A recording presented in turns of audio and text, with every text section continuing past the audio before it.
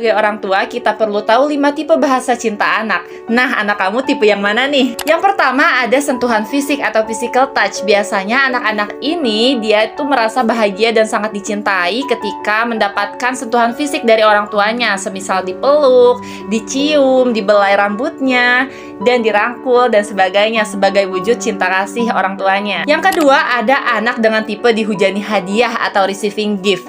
Biasanya anak-anak ini tuh merasa spesial dan berharga ketika mendapatkan kado ataupun hadiah kecil dari orang tuanya. Namun perlu diingat bahwa dalam menunjukkan kasih sayang dan bahasa cinta ini, mama harus tetap ada batasannya dan hadiahnya harus tetap disesuaikan dengan usia dan kebutuhan si anak, jangan berlebihan. Yang ketiga ada mendapatkan kata-kata pujian atau biasa kita kenal sebagai word of affirmation.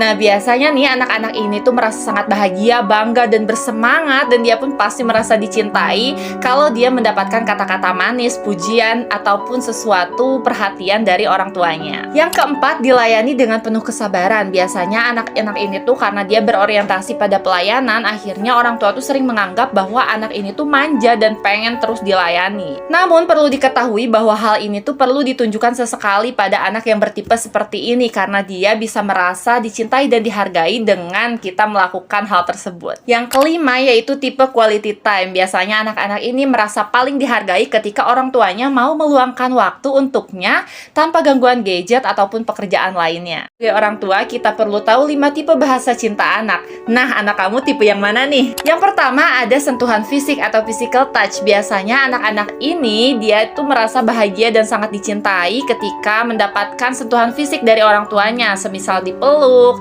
dicium, dibelai rambutnya, dan dirangkul dan sebagainya sebagai wujud cinta kasih orang tuanya. Yang kedua ada anak dengan tipe dihujani hadiah atau receiving gift.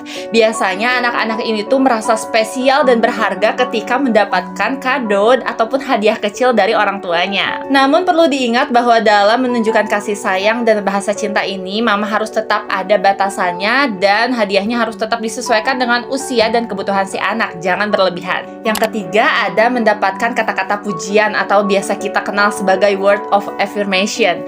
Nah, biasanya nih anak-anak ini tuh merasa sangat bahagia, bangga dan bersemangat, dan dia pun pasti merasa dicintai kalau dia mendapatkan kata-kata manis, pujian, ataupun sesuatu perhatian dari orang tuanya. Yang keempat, dilayani dengan penuh kesabaran. Biasanya anak-anak ini tuh karena dia berorientasi pada pelayanan, akhirnya orang tua tuh sering menganggap bahwa anak ini tuh manja dan pengen terus dilayani. Namun perlu diketahui bahwa hal ini tuh perlu ditunjukkan sesekali pada anak yang bertipe seperti ini, karena dia bisa merasa dicintai dan dihargai dengan kita melakukan hal tersebut. Yang kelima yaitu tipe quality time. Biasanya anak-anak ini merasa paling dihargai ketika orang tuanya mau meluangkan waktu untuknya tanpa gangguan gadget ataupun pekerjaan lainnya.